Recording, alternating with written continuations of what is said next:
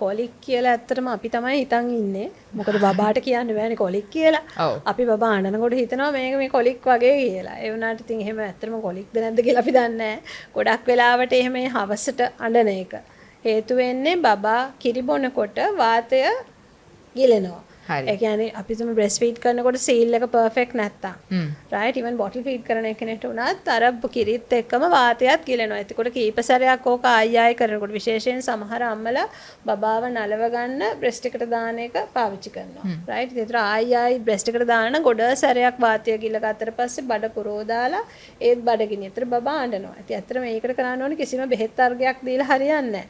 බබා හැම ෆීඩ් එකෙන්ම පස්සේ හැම කිරි දෙන වාරකීම පස්සේ බබා මුණින් අතට හරවලා බඩ යට වෙන විදිහට තියලා අපි ඔන්න එක අතක් යටින් තියලා අනිත් අත උඩින් තියලා බඩ ප්‍රෙස් වෙන්න ඕන. සඳ වාඩි කළත් ඒක කරන්න පුළුවන්.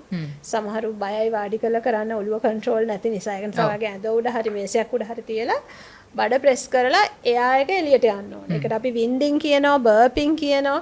රයිට් ඒතොර එක පිටිපස්ස පැත්තෙන් නැත්තම් කටින්. කොහෙන් හරි එයා එක එළියට ගිහිල්ලා බඩ සොෆ්ට් වෙනවා. ඉතින් ඒ ටික කරලා තමයි බබාව රෙස්ට් කරන්න තියන්න ඕන. එතකොට ඔයාලට මේ බබා මුණින් අතර තියන්න පුළුවන් හෙඩ් එක පැත්තකට හරවලා එහෙම නැත්නම් සයිඩ් එකට තියන්නත් පුළුවන්. එතකොට මේ කොලික් නිසා අඬන එක සාමාන්‍ය දෙයක්. ඒක නැති කරන්න නම් බර්ප් කරන එක තමයි හරියට කරගන්න ඕනේ. තමයි හරියටම හරි ඒක කරගන්න ඕනේ. ඉතින් අපිට කොලික් කියන තත්යකට එන්නේ නැහැ අපි බර්ප් කරන එක හරියට කරනවා. ඒ කොලික් ඇති වෙන්න හේතුව එක දිගට ෆීඩ් කියන්නේ ඒ දවසම ෆීඩ් කරන නිසා සහ ඒක නිසා විතරමයි වෙන මොකක්වත් ප්‍රශ්නයක් නිසා නෙමෙයි. එහෙමද? ඇත්තටම මව් කිරි පමණක් බොන බබෙක්ට ඩයරියා එන්නේ නැහැ. කොන්ස්ටිපේෂන් එන්නේ නැහැ. අජීර්ණ එන්නේ නැහැ. ඒ එකක්වත් එන්න විදිහක් නැහැ. මව් කිරි විතරයි නම් දෙන්නේ.